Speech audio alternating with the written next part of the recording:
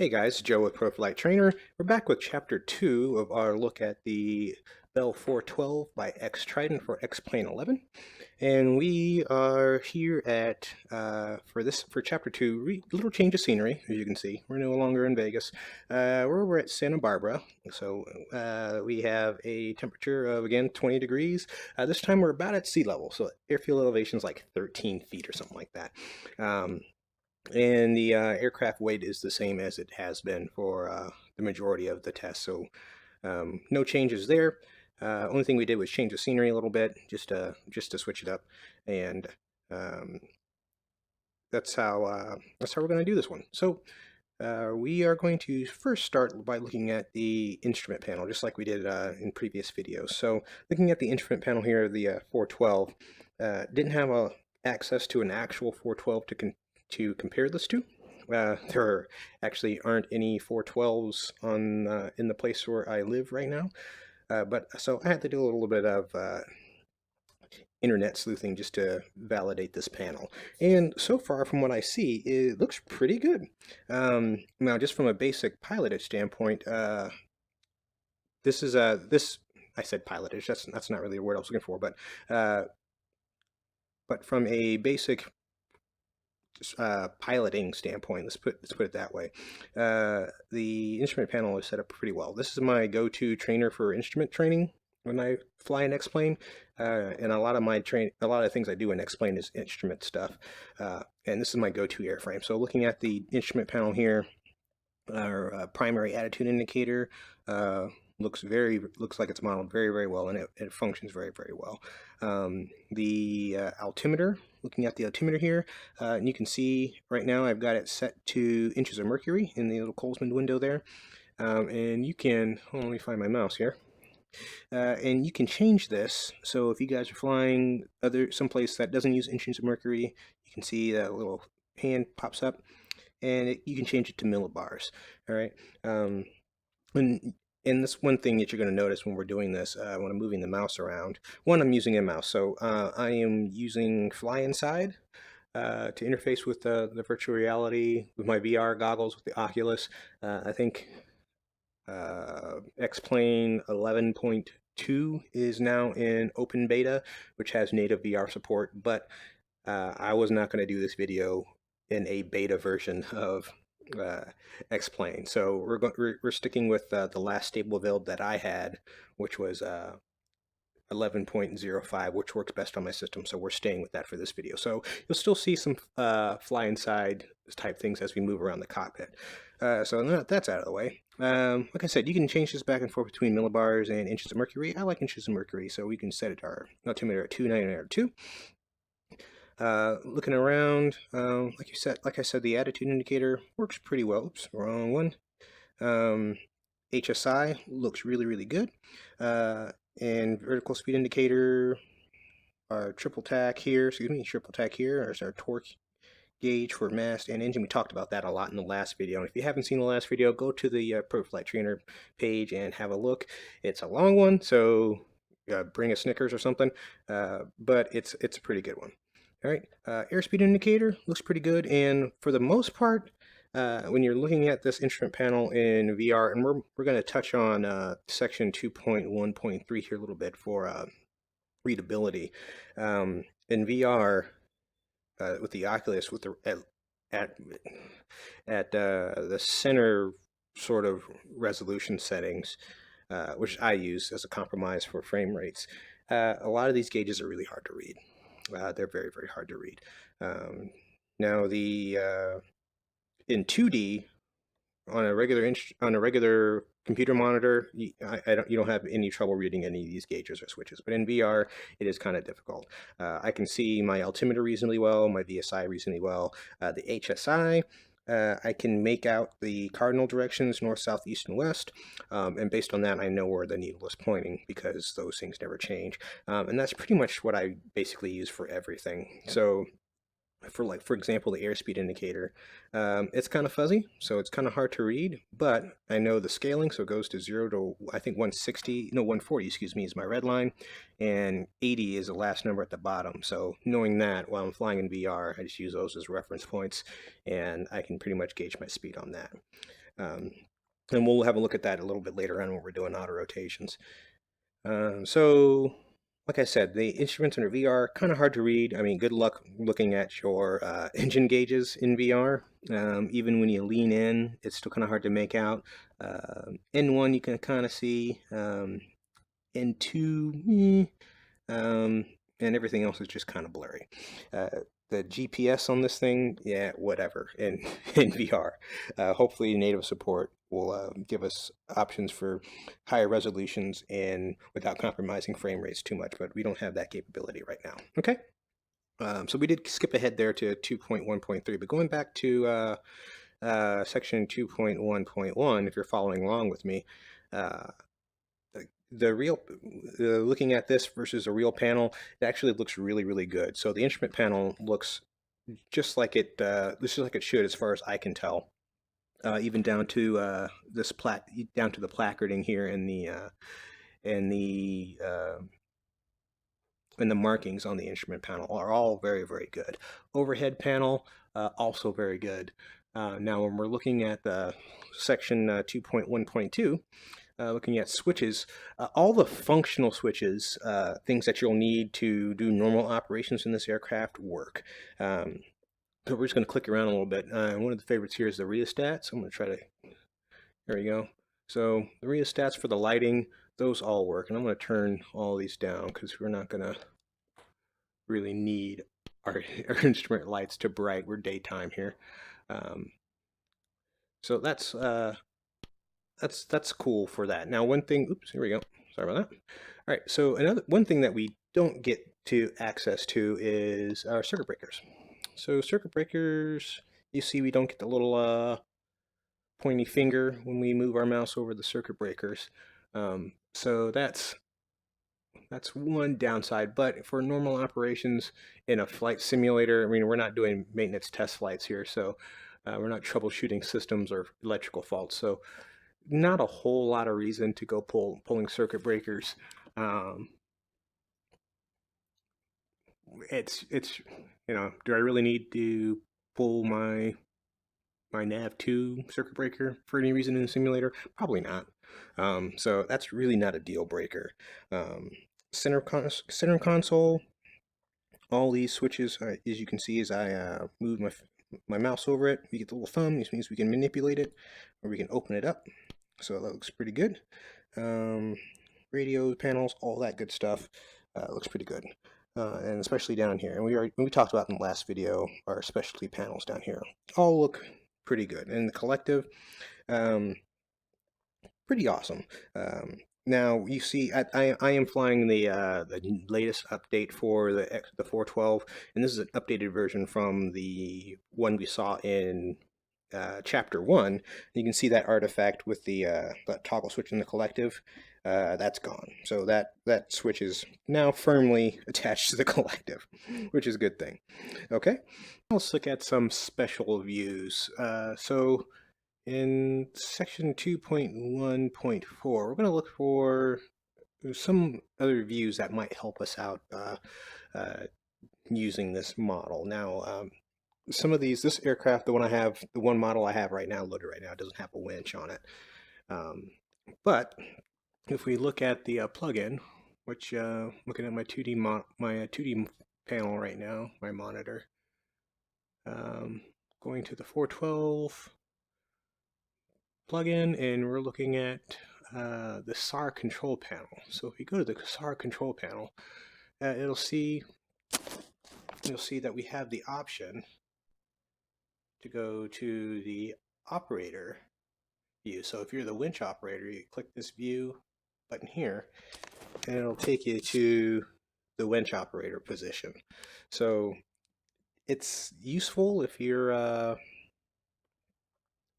doing like simulated search and rescue type things. So you can go to the winch operator position and look out the door and see the cables and all that.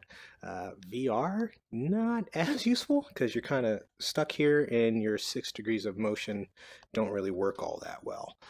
So it doesn't really help you out that much in VR, but on a 2D panel, it'll help you out here a little bit. So back in the cockpit, so we can give them some points for that, for having the that winch operator option. And while we're on the SAR panel, we can talk about it a little bit. It gives you a lot of cool things. So you'll control the winch from this position.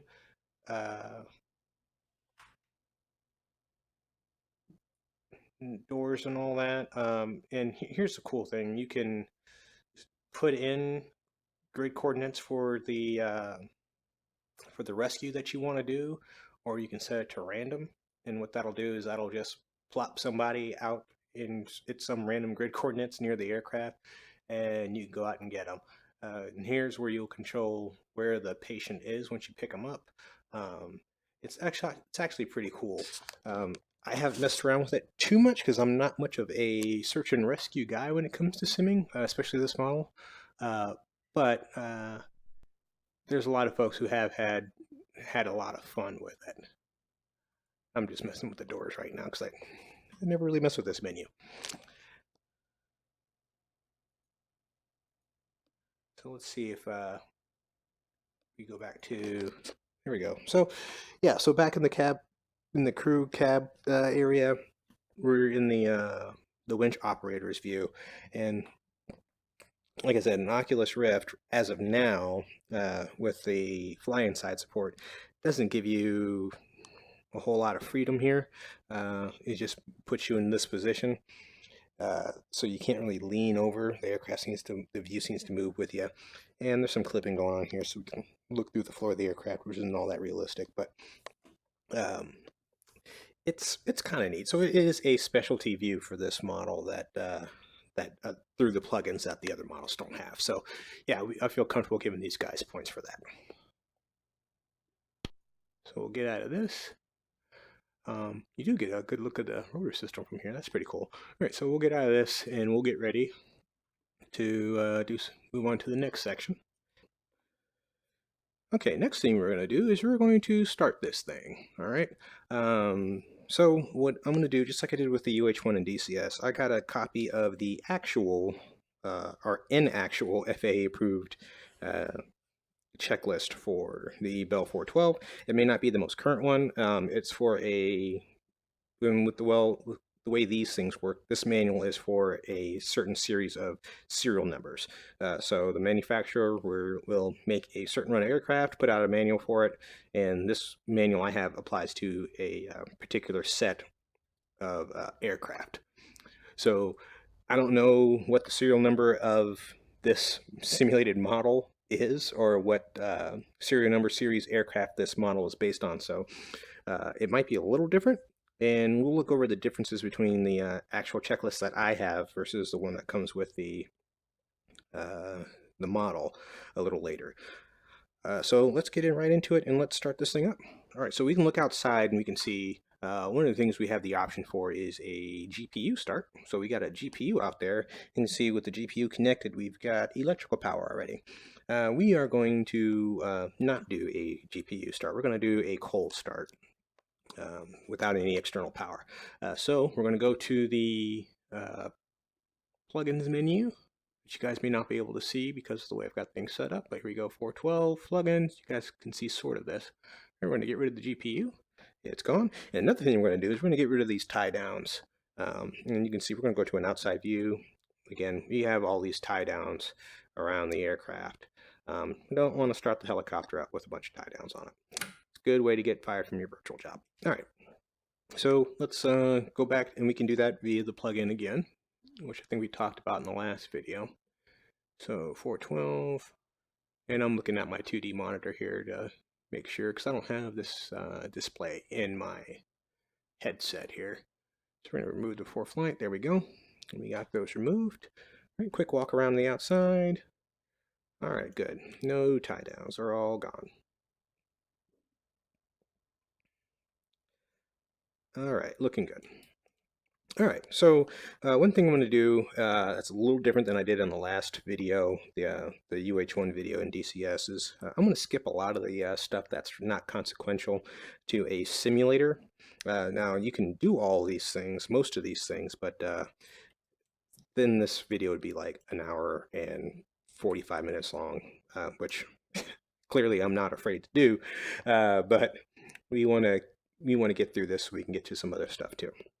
All right, so we're not going to worry about adjusting the seat. We're not going to worry about the seat belts, throttle harnesses, or anything like that. So we're going to go down to, we're going to start with the fuel intercon switches. Should be in the normal position. Looking at the fuel panel, they are.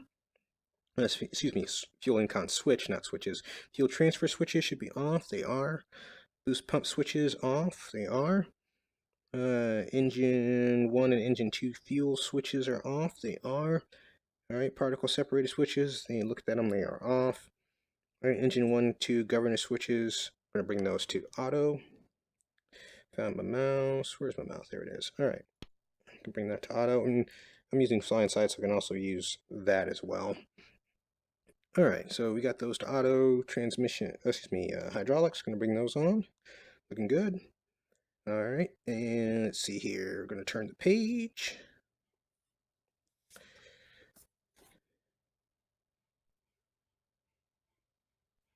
All right, force trim switch. I'm going to bring, looks like the force trim switch is already where we want it. Oop, we're going to bring that on. There we go. Then cover it back down. Instrument static check. All right, we're not going to worry about that today. Approach plates, not worried about. Not worried about altimeters. We're going to leave with that. Oh, it's back up millibars. We're going to change that to 2992. There we go. Clock, not worried about fire extinguishers. Not worried about fire pull handles. Now that's pretty neat. These I think are actually functional. So you can see when we got the hand icon here, so we can pull on those if we want to. We're going to leave them pushed in because we want to get this aircraft started. All right, wipers, not worried about. Cargo release, not worried about. Heater, aft outlet, vent blowers, emergency landing lights. Standby agitator is installed, and it's right there. All right, let's see here. Windshield heat, not worried about. Circuit breakers, all the circuit breakers are in, and we know that because we can't manipulate them. All right, utility lights, not worried about. Position lights, don't really care about the position lights tonight. We're here on our own, but the light switches are present. Actually, you know, whatever. We're here. Let's go ahead and bring those on. Oops. So anti-collision, we don't need a position light, excuse me. Anti-collisions are coming on. Position lights we don't need. All right, inverters 1 and 2, they are off. Gen switches 1 and 2, they are off. Okay. All right, battery bus 1 and 2. We're going to get those switched on. All right, so looking at the battery bus 1 and battery bus 2. Bring those on.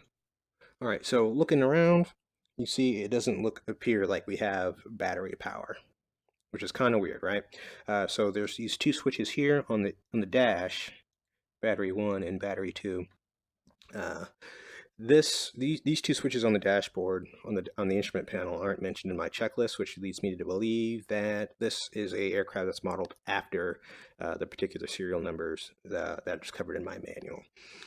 So we'll just keep that in mind as we go. So my manual may not be the exact correct one for the aircraft that this model is based on. So we will keep that in mind as we go on. Sorry, and this is the only manual I have access to. So that might be an Augusta thing, or it might be a later model Bell thing. I don't know. But we'll continue on. All right. All right, battery buses, we got that, and we got all our lights that we're looking for. And you can see that these are all similar lights that we had when the GPU was hooked up. All right, rotor brake switch should be off at all times. Looking above, rotor brake switch is off. All right, fire, we're not really gonna test the warning lights here. We're just gonna keep moving, try to get this thing on. All right, moving on to the next page. Looking at page 2-10. All right, we got caution panel. We won't test that, but we know we do have a functioning caution panel. All right, fuel test switches, all that good stuff. All right, let's get down to some good stuff. Inverter switch 1 and 2. All right, so these are our inverters. Bring inverter 1 and 2 on. Looking good. And engine starting. Here we go. Good stuff. All right. Increase RPM increase decrease switch decrease for 8 seconds. So I'm gonna grab my mouse. Here's our looking on the collective. Looking for it down here. There we go. 1, 2, 3, 4, 5, 6, 7, 8. All right. Oops, too much. All right. There we go. All right, and engine 1 start. So engine fuel transfer switch is on. So transfer switches, oops, on, and we're going to need the boost pumps on. Oops, I'm doing two. We're only doing engine one right now. Sorry about that. All right. So boost pumps, transfers on, boost pumps on, and fuel switch going to bring on for engine one. All right, looking good. And you can look at the collective here. I've got through the plugin, I've got my PFT throttle set to engine one only. And when we go to start engine two, I'll switch that over to engine two. And after we got both of them started, I'll switch them both to I'll switch that to both. So this enables us to use our single throttle control on the ProFlight trainer to start both engines through that plugin. So that's really, really cool. That's really, really handy. All right, so we got engines should have fuel. Now let's start this thing. All right, so we're going to take the engine start switch to the engine one position, and we're going to watch N1 rise, and at about 12% we're going to roll the, excuse me, make sure I got that right. Let me follow my checklist here.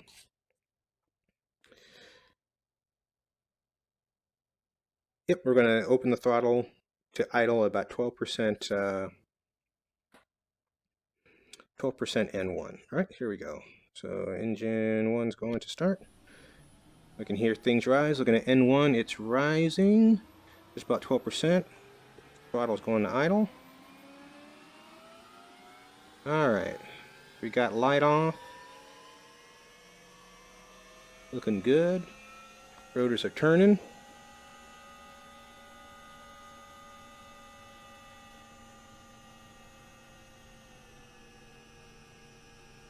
Alright, we got engine one started. The engine one out light has been extinguished. Everything else over there looks good on the caution panel. Alright, looking good. Oops, let's take this off. I'm going to burn up that starter motor. Alright, let's start engine two. I'm doing these out of order. Sorry about that. Alright, everything looks stable on the pressures and all that. That's right. Let's crank in engine two. So engine start switch. Oop, one thing I need to go do. I'm looking over at my 2D monitor here. I'm going to switch my throttle control to engine 2. So now it's going to be engine 2 only. Alright. And I just rolled this thing past idle, which I didn't want to do. So we'll go to the engine 2 idle stop. There we go. Good. Alright, so engine 2 is still in idle. And let's go ahead and start engine 2. Alright, so we got a rise in N1. Looking for 12%. There's 12% on engine 2. Throttles to idle. Alright, we got a rise in EGT, or ITT, whatever we're calling it.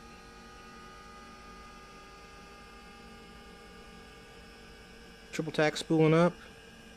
Looking good. Alright, that's a good start on engine number 2. Alright, and the engine 2 light is out. Looking good, and we just have the low rotor RPM light going on. No big deal there. Alright, so we have a successful engine start on engines 1 and 2. And one thing I didn't do, I was supposed to bring that start switch off at 55% N1. Sorry about that. I was more looking at the gauges here than following my checklist. My bad, inexperience. I'm an amateur at the 412. Sorry, guys. Now let's bring, we're going to change the plug-in back to engine 1 and 2. So we can, there you go, both. Now we're going to roll both throttles up to fly. Both spooling up nicely. Triple tack's moving nice and smooth. We can see the rise in torque on the mast and the engines. Now one thing I am noticing is that ITT is not moving. So as we're increasing fuel, we're not seeing any temperature increase. So that's kind of strange. Because we're speeding up the engines, we're dumping more fuel in the burner section, and that should be getting warmer, but it's not. So that's kind of weird. Alright, so we'll we'll keep that in mind when we do the scoring for the engine starts. All right, and last thing on the caution panel is AP1 and 2, but we're going to do this test with AP1 and 2 off. So we're going to live with that caution for the rest of this test. All right, so I was able to start this model using a real-world checklist for the actual aircraft, so that's pretty good. We're going to give them points for that. Now, one thing that is kind of strange is that ITT not moving, staying, that engine engine temperature should have been rising as I was, and it looks like when we started the engine, it went to a preset temperature and just kind of stayed there as we rolled it on. I would expect that to rise with the throttle, so that's kind of strange. All right, so for that takes care of section 3.1.1 for engine starts. Now we're able to start it with an actual real-world checklist, so shutting it down should be pretty simple, because all those switches are the ones we're going to use to shut the aircraft down, including the engine idle stop, which was pretty useful. And it doesn't work the way it does in DCS, because the throttles here work throughout the entire range, but when you hit the engine idle stop, it automatically rotates the throttle back past that, which is pretty useful. You don't have to do any fancy button configurations to get a realistic operation for the throttle. All right, so one thing we do see is that our engine RPM is a little low. I'm going to bring the RPM increase up just a little bit. There we go. Bring that right into the center of the green for us. That looks good. All right.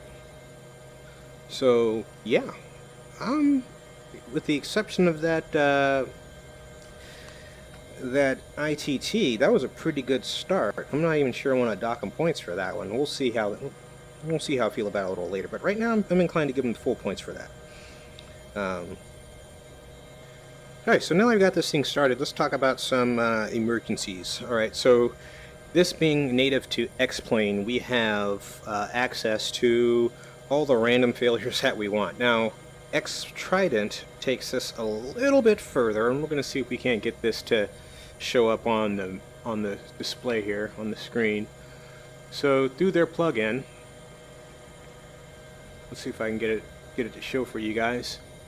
So we're going to go to configuration, and you can see here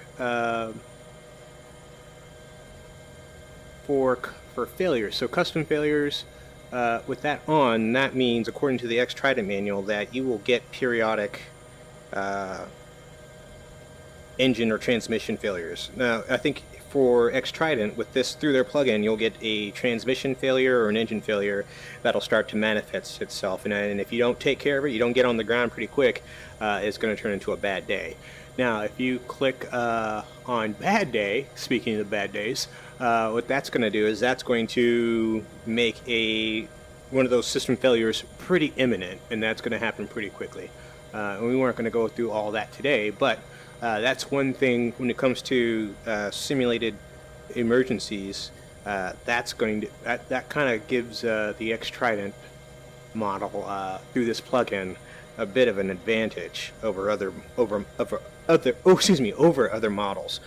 Okay, so let's move. So we'll give them because of that plugin there.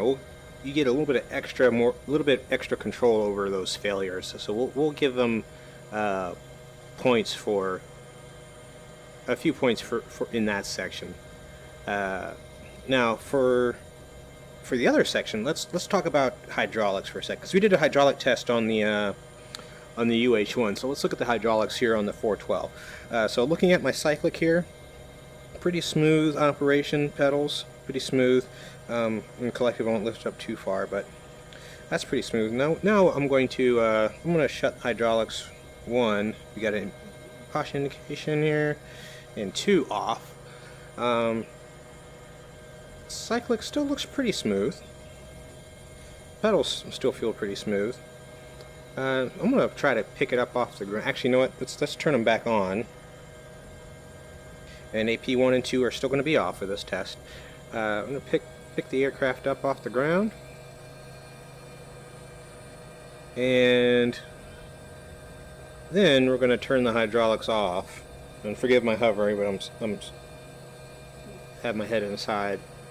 And we'll see if there's any difference. And not really. Now, according to, I'm just going to go ahead and start taking off here. So we got both hydraulics off, and yep, hydraulics 1 and 2 are off, and the aircraft is still pretty well controllable. So can't really give them full points for that one.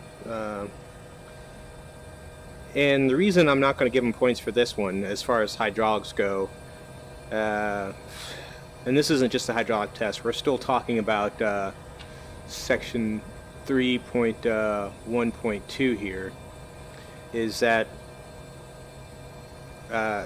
the manual I have says the aircraft is not controllable with dual hydraulic failure, which is essentially what I just gave myself here.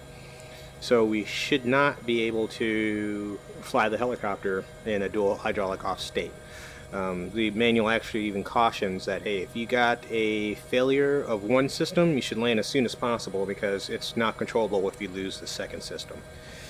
Alright, so we will turn those back on, even though it doesn't seem to make a difference, and we'll continue on with the rest of the test. So we're going to head back towards our little our helipads over there, and we're going to do some autos.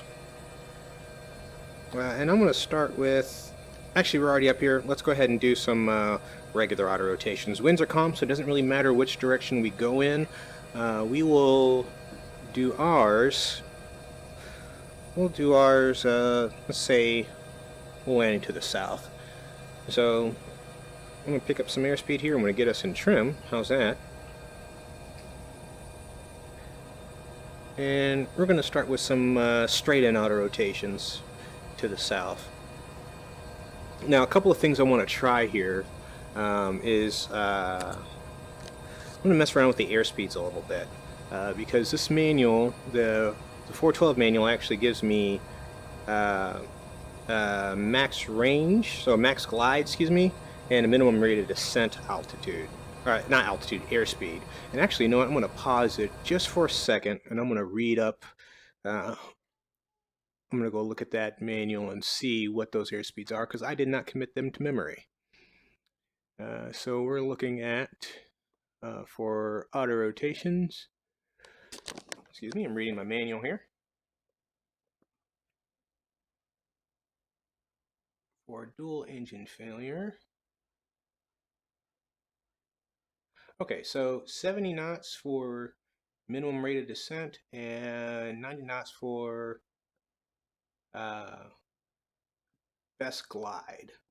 All right, so best glide means we're going to get the furthest at 90 knots, and minimum rate of descent at 70 knots, which actually makes a whole lot of sense. If the max rate of climb airspeed is somewhere in the 70 knot range, that's probably this aircraft's max endurance, so the aircraft is much more efficient aerodynamically at that airspeed. So we're going to do a couple straight-in autos. First one, we're going to try to get, we're going to go to about 90 knots and just see how far we get. So we're going to start these autos at the same point in time, so I'm going to look for a ground reference here. So coming around to the left, there we go, got the runway in sight, and we're just going to do it straight down this runway here. And we're going to start our auto probably when we get a beam, this intersection right here. That's a good reference point. Hopefully I'll be able to see it. I may not, but if not that, we'll, actually, yeah, this will be good. I'm going to stop climbing here because we're way higher than I wanted to be. We're at what, 1,400 feet? Yeah, that's a bit much. All right, so yeah, that intersection of this road, that's falling right underneath us. So once that road is right out our right door, I'm already starting to slow down here. All right, here we go. So throttle's rolling to idle. A little bit acyclic right pedal, maintain trim. All right, and I'm going to speed it up to about 90 knots, see how far we get. Got way too slow. There we go, and there's 90 knots. Holding 90 knots, looking good. And we're gliding pretty well. Rotor RPM's looking in the green. We need a little bit more right pedal. Looking good. Alright. I'm going to go ahead and roll the throttle on and recover. Oop. That was a little bit too late on my recovery. Drag the rotor RPM down a little bit. Counting rotor blades here. Alright, probably should have recovered that a little bit sooner, but okay. Sorry about that, guys. Alright, so pretty good. Now we're going to do the same thing, only we're going to slow down to 70 knots and check our rate of descent. And we probably won't be able to glide that far down the runway. So we made it to the last third, just over halfway before I recovered it. So we're going to start our auto. We're going to go back up to 1400 feet now because that's how I set it up. And hopefully we'll be at 1400 feet crossing that road, and we'll roll the throttle off again. And this time we'll slow down to about 70 knots and see how far we get. And not only how far we get, but what our rate of descent is. We're going to be focusing our attention back over here to the VSI as well. We're at 900 feet, coming to 1,000. Start a left turn here.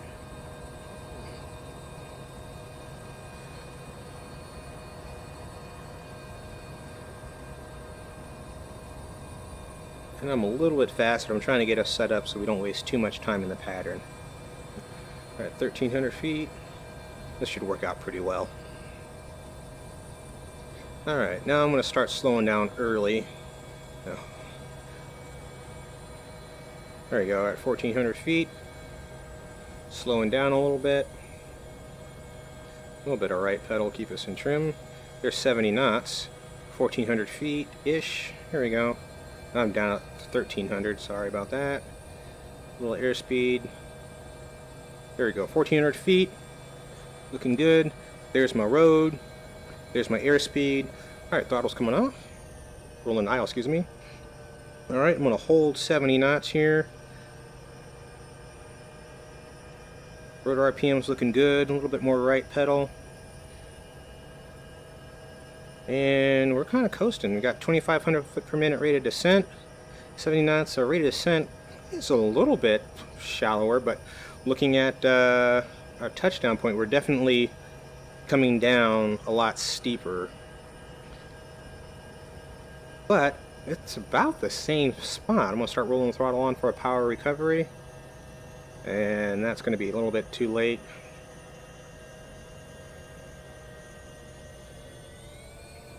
Oop. Not my best. I rolled the throttle on just a little bit too late. Should have recovered it a little bit sooner. If we drug the rotor system way down. Okay, so that's kind of interesting. Now, it wasn't too much difference between 70 and 90 from where we started. Now, that might have been because I was slow to get to 90 knots. I should have started off at 90 knots for the first one. So, actually, you know what? Let's just do it again. Let's just do it again.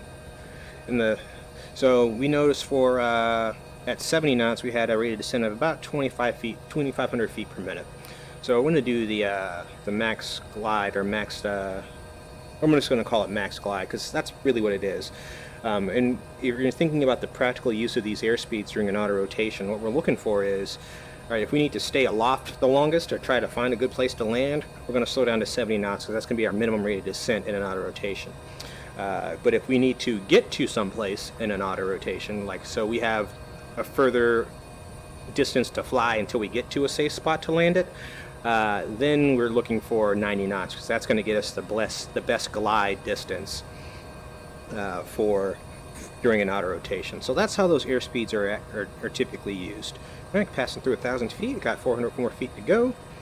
We're going to clear around to the left. Alright, I'm going to give myself a little bit more time because I want to be at 90 knots and 1,400 feet when I cross that road. Coming up on 1,200 feet now, got to keep this climb in. And we're at 90 knots right now, so I want to hold this airspeed, just want to get 200 more feet. Oh, 1,500. Overdid it. Like I said, these gauges are kind of hard to read in VR, but we're making it work. Alright, coming down, got 80 knots, looking for 90. Alright, I got my 1400 feet back. Alright, we're at 90 knots, 1400 feet, 90 knots, looking good. There's my road, throttle's coming to idle. There we go. A little bit of aft cyclic or right pedal. That rotor RPM drooped a lot more than I would have liked. I'm a little bit fast. Bringing it back up to 90 knots. There we go. Aircraft's in trim. Rotor RPM is still towards the bottom of the green, coming back up. But you can see we're down at 2,500 feet per minute. So at 90 knots, 2,500 feet per minute, we are getting a little bit further. And we're going to take this one all the way to the ground. So a little bit more glide distance. Let's start my flare. Check that rotor RPM with the collective, and let's see how this thing finishes up. Okay, so she is a floater. That was all right. Well, the termination of the autorotation is pretty good. She really tends to float on the deceleration on the flare, and the rotor RPM the rotor system seems like it's really, really high inertia. So let's do a 180 auto, because now it's got me warning about the rotor RPM here. So when I did that last one, that rotor RPM dropped down really, really low, but it recovered relatively quickly, which kind of suggests to me that this is a lower inertia rotor system, which I think the soft in-plane systems are low inertia rotors. Now that doesn't mean, just because I say low inertia, that's not necessarily a bad thing. Low inertia rotors are actually kind of a good thing. Excuse me, because if you lose your RPM, you can get it back. There's a high inertia rotor, you lose your RPM, it's much more difficult to get it back. So in this case, it has, during the initial entry, it has the characteristics of a lower inertia rotor, but that termination of the auto, that flare, that decel flare and landing, it really felt like it was a high inertia rotor, like almost higher than the Huey. So that's kind of weird. We're going to try it again. We're going to do a 180 this time and keep an eye on our triple tack here. Alright, so throttle's rolling to idle. There we go. There that. A little bit of aft cyclic, keep that rotor RPM up. Went down to the bottom of the greens, coming back up. A little bit more right pedal. And we're going to keep it around 70 knots here. Rotor RPM is coming back up. In the turn, a little bit of collective. Ooh, that collective seems like it was too much because the rotor RPM drooped back down again. That's kind of peculiar. A little finicky. Alright. Now I'm going to start my deceleration with a little bit of collective to keep the rotor in check. And last pull. Now this helicopter really likes to float at the very bottom. It's wonderful as far as autorotations goes. This makes the bottom end of your auto really, really easy. I'm just curious if that's how the actual rotor performs at the bottom of an autorotation. Because we had a lot of pull there at the end, the cushion. I mean, I could have come to a complete stop in a dead hover and just gently let it down, which actually, you know what? Let's see if I can do that. That's actually a good question that should probably be answered. Let's try it. Yeah, it just seems like you get a lot of pull at the end, a lot of collective left, a lot of rotor RPM, a lot of energy in that rotor system, which it seems to me that it's kind of weird. Because at the bottom it's kind of like a high inertia rotor system, but in flight it's a low inertia rotor system, which is kind of bizarre. So I noticed in that 180, you typically have to check the rotor RPM with the collective when you're doing a 180 auto. Because if you don't, you'll lower speed it. And that's just about any helicopter. Now, the degree of which I checked the rotor, it didn't take much to check the rotor, just a little bit of collective, maybe like a half an inch or less. But when I did that, the rotor RPM just fell off almost immediately, And that's kind of bizarre. We're going to try this one more time. All right, so throttle's going to idle, collective's going down, rotor RPM's getting dragged down a little bit of aft cyclic, and that's probably because of our airspeed was so high. All right, rotors are back up into the green, a little bit more right pedal, and we're coming around. Okay, rotor's starting to climb, so I'm going to check it with the collective just a little bit, keep it in the middle of the green, and putting it right back down. Can you see that rotor RPM really wanted to dive towards the bottom of the green arc? That's kind of strange, but not strange, but we'll talk about it once we get on the ground. All right, so here we go. Coming back up to our decel and flare, checking with just a little bit of collective from overspeeding, and we're going to hold that flare, bring in some collective, and now we are just floating, coming down nice and vertical. That's it took all the collective I had, but a nice vertical soft descent from that altitude. That is a wonderfully auto-rotating helicopter. So wonderful that I don't know if it's real or not. That was almost too easy, really. That's I don't know. It was almost too easy. But back to that RPM management in the 180 as we bring the throttle back up. That's kind of strange because when you check it, when you check the rotor RPM with the collective, you bring up a little collective to keep it from overspeeding. Instead of stopping the overspeed, it just causes the rotor RPM to just dive the other direction. As if the turn had stopped. So if you're in a continuous turn like that, you're expecting the rotor to constantly want to overspeed, and you keep that collective in there to keep the rotor from skyrocketing. Now, I would expect that rotor RPM to drop back down if I'd leveled off and gotten out of that turn. And had I not taken that collective out, yeah, I would have expected to see the rotor RPM droop like that. But the rotor RPM started to fall off immediately after I checked it, so that's kind of strange. I wouldn't expect to see that exactly, because it almost treated it as if I had continued to pull up on the collective, not just a check, like a continuous pull of a collective. So that's kind of strange. Not sure what to make of that, but the descent, the auto-rotative descent, pretty decent, like that. 180 autos are incredibly easy in this aircraft because the rotor RPM really doesn't want to, so I guess that would suggest that it's not low inertia in the descent, it's more high inertia because it doesn't really want to overspeed. But that being said, when you check it, it wants to fall off immediately, so that's I'm not sure how I feel about that. That's kind of bizarre behavior, because I really didn't give it that much to keep it from overspeeding. But the little bit I did give it's caused the rotor RPM to plummet, so that's kind of confusing to me. So that's kind of weird, but yeah, it's odd.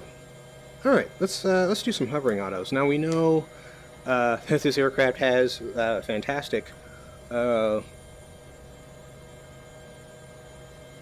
fantastically high inertial rotor for some reason. So let's do a couple of hovering auto rotations, which essentially we just did at the bottom of those autos because of the way this rotor RPM works. I'm going to slide right just a little bit. So let's try a couple hovering autos.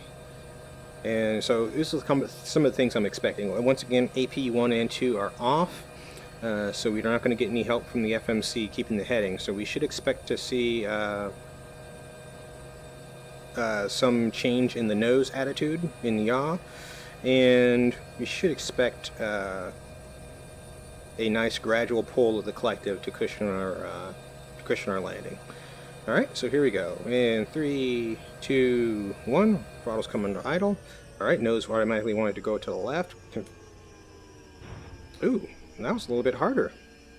Let's do another one. All right, so the nose went to the left. Caught me a little bit by surprise. It went a little bit faster than I thought it would, but that doesn't mean that's not unrealistic. It just means I wasn't prepared for it. But that was pretty good. Let's try one more time. Bring that collective all the way back up.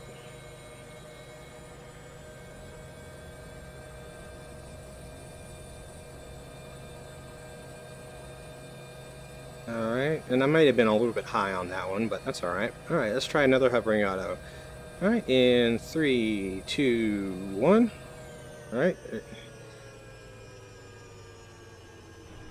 Okay, so yeah, this is basically this is a high inertia rotor, because I did an initial pull, and that pretty much stopped our descent nice and cold, and we kind of hovered there for a little bit just based off the rotor inertia. And then as the aircraft started to settle, I pulled the collective all the way through and cushioned the landing. So that's I'm not going to say it's unrealistic, but I don't think the soft and plane rotor systems are known for being very high inertia. So I might have to do some research on that one, but it's still pretty realistic behavior as far as the aircraft goes. So as far as the yaw of the nose when I chop the throttle and the amount of pedal required to maintain heading, which I didn't do very well, but you know, whatever. That's all pretty realistic behavior, what I would expect an aircraft to do. Only thing I'm a little bit, yeah, see, I'm just kind of holding the aircraft up there with collective, which it's possible, it's plausible. It's plausible. I don't know if it's realistic for the 412, but everything else is pretty realistic, so I'll give them points for that, for the hovering autos. Now let's do some blocked pedal, some stuck pedal operations here. So what we're going to do is we're going to go up to the menu. Alright, and hopefully you guys can see this. We're going to select Customize. We're going to go to Failures, and I already have this set up, so this goes a little faster. So we're looking for Controls. And you can see here we've got yaw left and yaw right set to fail when I hit the Control F button. So what we're going to do, we're going to go ahead and select done there and resume our flight. So what we're going to do is we're going to take off from here, and we're going to do some block pedals or stuck pedal operation. So basically what I'm going to do is give myself a situation where I can no longer control the tail rotor. So the tail rotor will still be there, still producing thrust, but we won't be able to affect any change with the pedals. So right now we have that, but we're going to take that away. So we're going to do this in two separate ways. We're going to do one with the high power setting, which means we're going to have a lot of pitch in those tail rotor blades. And that's the first one we're going to do. The second one we're going to do is a lower power setting tail rotor failure. Not tail rotor failure, but a stuck pedal type situation. So here we are with a bunch of power in, and I'm going to select Control F to give ourselves the failure. There it is. Okay. So looking down at the pedals, left and right, does nothing. Full throw. Okay. And notice when I lower the collective, the nose is going to want to yaw left, raise it, nose is going to yaw right. Okay, so we definitely have a stuck pedal situation. So the way I'm going to land this aircraft is I'm going to try to do a steep approach. So right now I have a little bit of help with the slipstream, keeping the aircraft straight. But as I slow down, the aircraft's going to want to yaw in the direction of the tail rotor thrust. Remember, this isn't a tail rotor failure, it's more of a stuck pedal thing. So the tail rotor is still back there producing thrust, it's just at a fixed pitch setting, which means that at a certain power setting, it's going to produce more thrust or less thrust, and that's going to cause the nose to yaw. So we're going to have to manage that somehow. So since it was a higher power setting, I want to keep more power in, which is why I'm using a steeper, slower type approach here. So if theoretically, if my collective is set at the same point or close to the same point where I had the failure, the nose shouldn't go anywhere. But if I bring it up more than that, the nose will want to go to the right. If I put it less than that, the nose will want to go to the left. Okay. So the idea is to keep the power setting as high as possible, as long as possible. We can actually probably just ride this all the way into the ground, but you can see the nose wanting to turn there a little bit. So I lower the collective just a tad, and as we get closer to the ground, I'm going to roll the throttle off and pretty much do a hovering auto rotation to stop that rotation and bring the collective in as needed. Ooh, a little bit hairy, but you guys get the point. Not my best, but it'll do. Alright, so that was actually pretty realistic. I like that. I like that a lot. So that was pretty good. So now what we're going to do is we're going to go back into our menu. And I'm looking at my 2D screen over here. I'm going to select Customize, Failures, Aircraft, Controls. And I'm going to need to reset these so I can get it back. There we go. Alright. Select Done. And Apply Changes. Alright, now we got our pedals back. You can see the nose wanting to move. Looking good. Alright, now we're going to do the same thing. Only this time, we are going to do it at a lower pitch setting. So in this case, the lower the power is, we have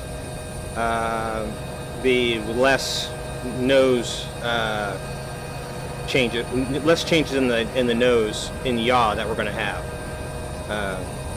So let's we're going to enter cruise flight here. I'm going to lower the collective, so now we can look and see we got much less power in this time. Still have control with our pedals. All right. So this is basically as if we had the tail rotor, the stuck pedal in cruise. All right. So we got a lower power setting, nice straight and level. I'm going to reach over my keyboard here and fail that tail. Give the off failure here. There we go. It's failed. Looking at the pedals, they're not doing anything. All right. So same principle applies. Only if we do a steep approach to a somewhat hover, in this case, we're going to need more power, which is going to cause the nose to yaw. So we want to keep the power nice and low. So in this case, I'm going to choose to do a running type landing. We have skids on this thing, so it's going to be a running, not a rolling. So I'm going to slow up as much as I can, but keep the speed up. And basically what I'm really worried about is my power setting. So bringing in a little bit of power, I'm going to keep this approach nice and shallow. Keep that power setting nice and low. And we're going to try to maintain our heading once we get to the runway with a combination of a collective and throttle. Alright, so you can see as I lower the collective, the nose wants to go around to the left. So I want to pick it up a little bit and bring in the nose around to the right. There we go. A little bit more collective. We should touch down here nice and smooth. There we go. Touching down. Now I want to lower the collective just a little, ever so gradually, to gradually increase the friction on the skids to slow the aircraft down. And I don't want to move it too much because that's going to point the nose in one direction and we may tip over if I do that. Lowering the collective. So as we slow down, I can stand to lower the collective a little bit more, increasing that friction. There we go. Alright, now we're...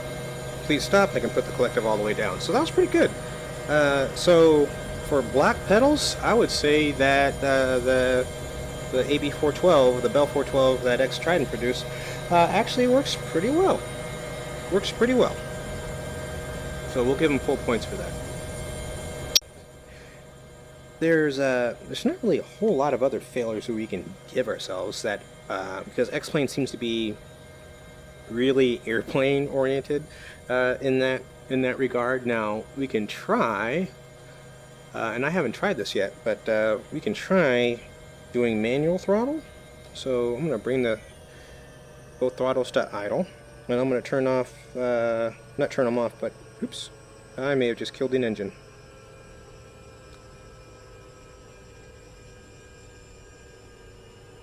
Nope, bring that back on. Nope, I didn't kill it. I just, sorry about that, guys. There we go. Alright, so I'm going to bring the governors to manual.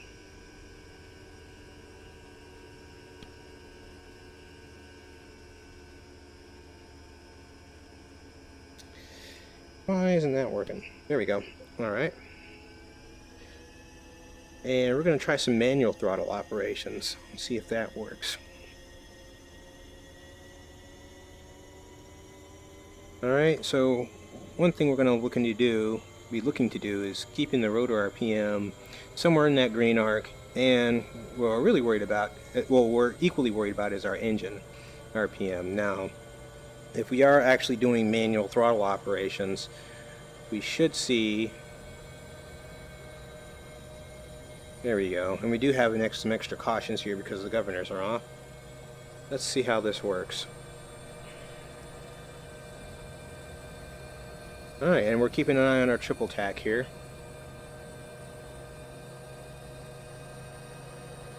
Huh. Ooh, okay, so we do have some pretty good fluctuation in on the triple tack with regards to collective input. Let's see if we can't drag the rotor RPM down. No? It's actually, oh, yeah, we can. Well, I messed with the throttle a little bit. Okay, so we have manual throttle is kind of operational. I'm going to put the collective down a little bit, see if it wants to overspeed. It does not, actually. Actually, I'm not messing with the throttle at all. I'm doing some pretty decent power changes here, and the rotor RPM is hovering right there in the green without messing with the throttle. So, yeah, that's actually not modeled, unless there's something else I'm missing here. No, both of them are off. That's, okay, so that would actually suggest that that's not modeled very well at all. So, that's kind of hard to give them points for. Because I would expect to have to do much more with the throttle. Now, I'm doing a little bit with the throttle, so it's kind of present. So, I can give them points, but it's not going to be like full points, you know what I mean?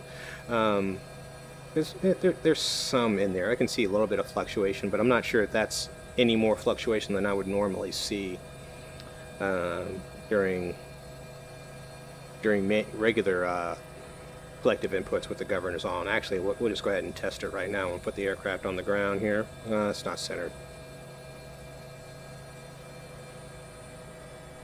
There, that was going to bug me. Sorry. All right, so let's bring these back on.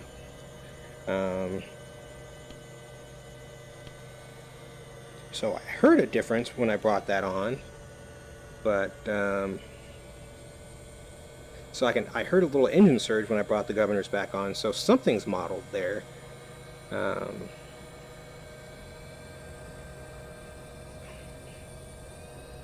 Yeah, that's not that much different than it was with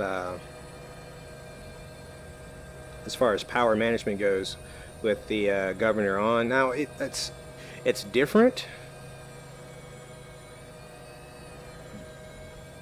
It's just the collective applications are a little bit more drastic to get the same result. So it's there. It's not great, but it's there-ish, kind of. And I'm kind of on the fence about whether it's actually there or not. It seems like it's actually, to be honest with you, I'm not sure it's actually there. I'm going to be honest. I don't think it's there. You guys can try it yourselves and see what you think. But for me, I don't really think that manual throttle operations are actually modeled here. All right, so let's have a look at section 3.3.1, usability. So the 412 on its own, because of its modeled size and all that, it's really easy to. This is a good starter aircraft if you're new to flight simming, if you're a long-time flight simmer, and you're new to helicopters. It's inherently more stable than a lot of the models out there. So the learning curve for this one is actually, this is kind of an aircraft you're looking for if you're new to simming, because it's very forgiving, it's very stable, it's inherently stable, so it's going to really help you out if you're trying to learn. And the start sequence isn't too complicated, but it's complicated enough to be fun if you're into that sort of thing, doing cold and dark starts all the time. So I'll give them points for that. Adjustable difficulty. Now that is something this model does have, and it's Let's see if we can't show you guys that on the plugin. So we're going to go back up to the plugin menu. And excuse me. Where's my mouse? There's my mouse. Okay, so going back up to the 412 plugin, and we're going to go to the configuration panel again. So you can see here on the configuration panel, SAS effectiveness. I've got it set as default today, just because that's what we were testing, right? Well, actually, we weren't testing it because we had it off. But you can change it to low, medium, moderate, default, high, and all the way up to arcade mode. And what that will help you do, we're going to put in arcade mode here for a minute, and I'm going to turn that off, and I'm going to bring AP. So basically what that's doing for you is that's telling you how useful AP1 and AP2 are going to be. So in arcade mode, lifting up on the collective, this aircraft is pretty much going to sit here until I tell it to do something else. So you still have to make some minor adjustments, but it's actually it's really just kind of going to sit here. You don't have to make any small, minute adjustments. The aircraft just kind of coasts. It's not an auto hover. It'll still drift a little bit, but what it does is it kind of, well, really, it kind of just makes the aircraft really, really sluggish. Add a little bit of power here. You notice as I bring the power, there's no change in yaw. And really what it almost does is, I'm not trying to spark an argument in the comments here, but it really almost makes it fly like it's in FSX, is what it really does. Because if you look at the cyclic, I'm full right cyclic right now. And you can see the rate of turn. I'm going to go full right cyclic on the other side, or full left cyclic to the other way. And I'm full left cyclic. You can see how slow it takes to turn. So you basically need to make really huge controlled movements to get the aircraft to do what you want. That is, one, not realistic to go full throw on anything. Two, I'm not even sure I would recommend it for like training, because it really just makes the aircraft very, very sluggish. You can see I went full throw, and I'm doing it again, full left cyclic, and the helicopter just kind of lethargically lists to the left. I'm going to go full throw to the right, and it just kind of, I mean, we'll run at altitude before we roll this thing over. So, yes, there is a adjustable, I want to say, I'm kind of reluctant to call it adjustable difficulty, because flying this way is actually kind of difficult for me. So if you're used to flying smaller, lighter aircraft, so you're a seasoned helicopter flight simulator enthusiast, this mode is actually going to be kind of hard for you, because the aircraft is so slow to respond. And like I said, I'm not trying to start a comment war on FSX versus X-Plane, but it kind of makes the aircraft fly like it's in FSX. Like, this is almost like default Jet Ranger FSX type handling here. I mean, you can see I'm stirring the pot with the cyclic, and the helicopter just kind of sits there. I mean, yeah, it's moving around, but it takes so long for those control inputs to take hold that the helicopter doesn't really respond to. I'm just going full throw all over the place. So that's arcade mode. So if you want to fly around like that, just so you can enjoy the system, or just enjoy the model, hey, more power to you.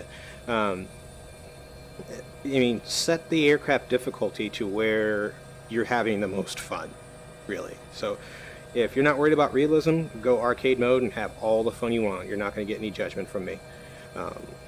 People in the comments maybe, but you're not going to get any judgment from me. Now we're going to dig into the manuals. So we have the AB412 user's manual from X-Trident here. And not a bad manual. It's about 94 pages, and I say about, I'm looking up the count here. It is 94 pages. And it's actually pretty good. Now, they don't spend a lot of time on installation for this, which with good reason. So if you're familiar with X-Plane, installing aircraft in the X-Plane is actually pretty easy. It's actually very easy. All you have to do is unzip the folder and then drop it in your aircraft folder. So there's not a whole lot of reason to spend a bunch of time on installation.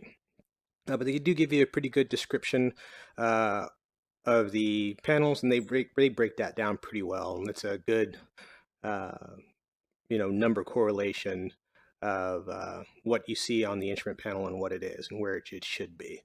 So that's pretty cool. So if you're new to the 412, or if you're new to helicopters in general, this actually might be kind of helpful to point to what you're looking at on the instrument panel. And they got it broken down really, really, really well. You can see that here, pilot, co-pilot, and engine instruments. So it's a good breakdown.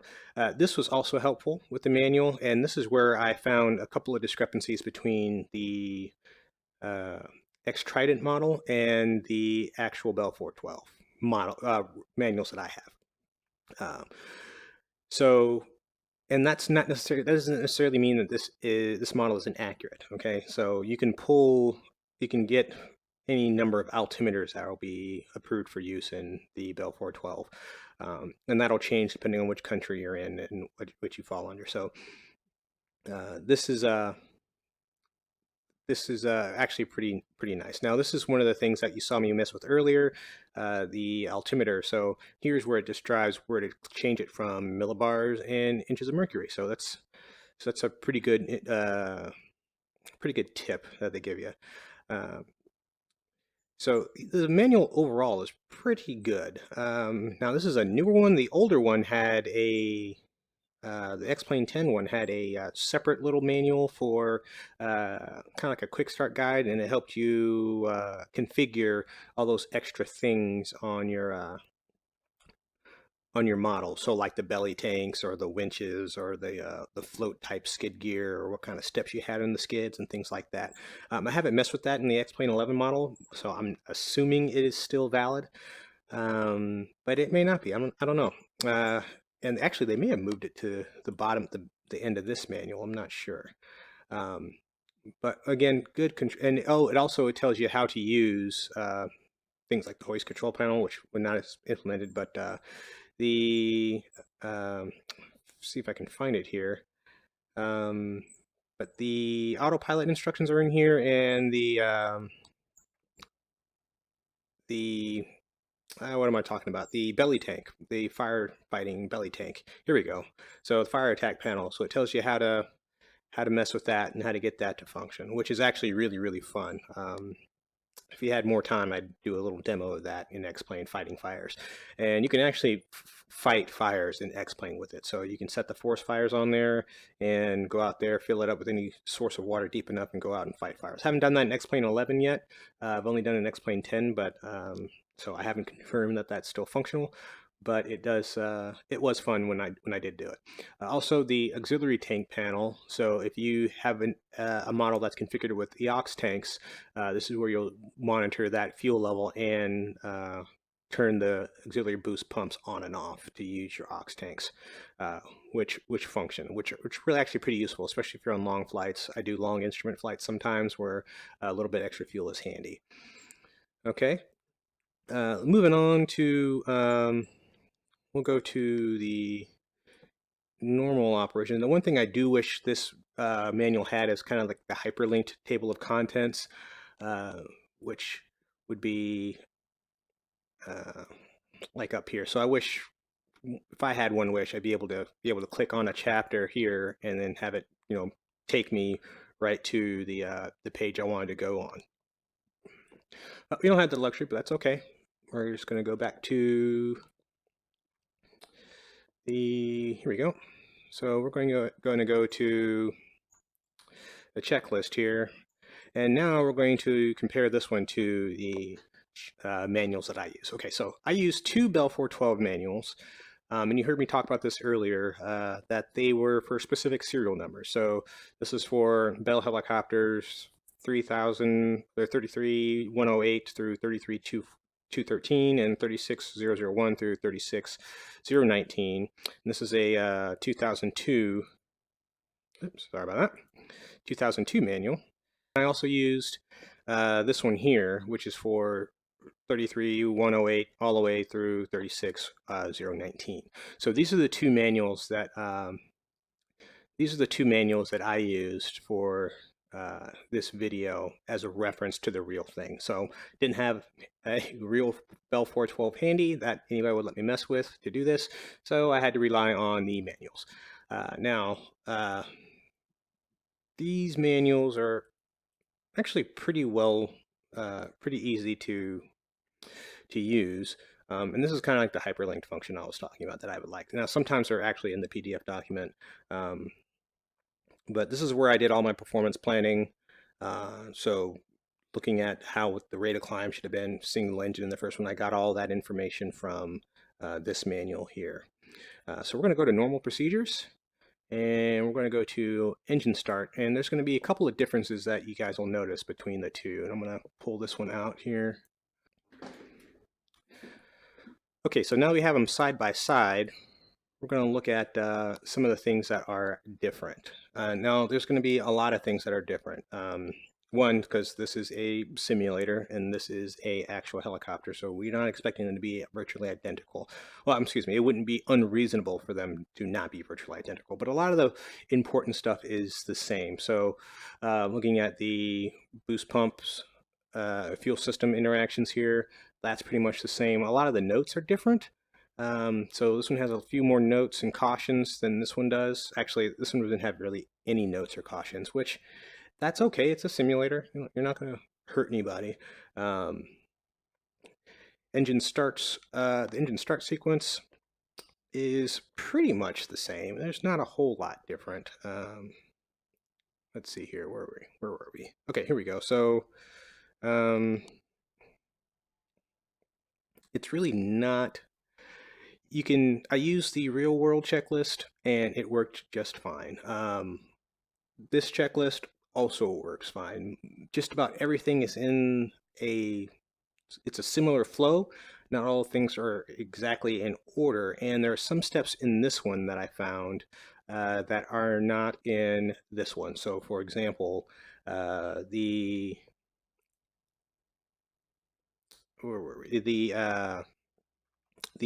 increase, the rotor RPM increase decrease switch, decrease for 8 seconds here, this part here, did not find that over here, which that may just mean that the developer used a different checklist or a different manual than I did. Maybe perhaps the Augusta manual is different than this one because it has some sort of different systems or a different cockpit layout. I don't know, but there were some subtle differences. But overall, we'll go back to this manual here. Overall, this manual is very easy to use. The only thing I wish since it's 94 pages, I wish it was, I just wish it had the hyperlinked type so you can switch to different chapters relatively easy. So how did this aircraft do, this model rather? All right, let's look at the scores here. One thing that kind of surprised me was flight dynamics for this one turned out to be exactly the same as the UH-1. I gave them both about a total of about 435 points. Now, looking back, I had to actually go back when I saw that. I went back and looked, and the points came from different places. So it's actually kind of luck that they turned out the same. The 412 definitely has some things that are more realistic than the DCS UH-1. For example, the trim in cruise flight. So with the UH-1 and DCS, you have to the more power you pull, the more left pedal you have to pull, even in cruise flight, which is not very realistic at all. Actually, one of the things about that module that bothers me.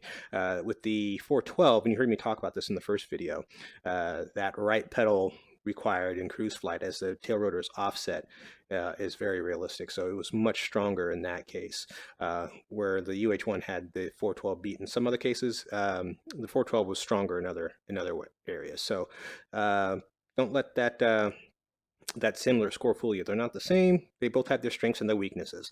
But overall, the 412 scored very high, in my opinion. It broke 800, which in my opinion is actually pretty good for a desktop simulator. Now let's talk about some other things here. Flight manual we just talked about. You guys saw the scores I gave it for those and all these things. You guys have seen that already. Costs. The cost of this model is actually pretty reasonable. It's very, very reasonable. I think it goes for about $35, $35 US, and you can usually catch it on a sale for less than that. But even if you bought it full price, well worth it. Performance impact. I'm running a GTX 980, and I do notice a small frame rate drop when I use this model versus one of the other ones, but it's not much. It's not much. So the 9 here is because I notice a drop. It's not because the drop is all that significant. Paint library, you go to the .org website, xplane.org, and you can find a whole bunch of fantastic repaints available for this model, and they're easy to install. And there's some really, really good ones coming out too with the new X-Plane 11 texture, so be on the lookout for that. Checklists. As far as in-flight checklists go, they're not all that great, but the checklists that are in the manual are very useful, and you can follow that. The X-Trident manual, let me be specific. You can follow that and do everything you need to do. External views, you're pretty much limited to what you have in X-Plane, with the exception of well, external views pretty much limited to what you have in X-Plane, to be honest. And sounds. Sounds I was on the fence about. I was really on the fence about this one, giving it the full 5. Because it really sounds more like a turboprop airplane than it does a helicopter. And I've worked around 412s for a little while. It doesn't sound exactly like a 412, but I'm still on the fence about. This may be down to a 4 by the next time you guys see this. I still have to think about this. Graphics and effects for X-Plane. This is one of the best looking helicopters there are for any desktop simulator, and especially for X-Plane. X-Plane has a severe shortage of quality rotorcraft available for use. And pretty much, if you look on any of the forums or Facebook pages, and someone asks, hey, what do you recommend for X-Plane? You're always going to hear X-Trident 412 thrown in the mix. Special features, and this thing has tons of them. And so full 15 points for that.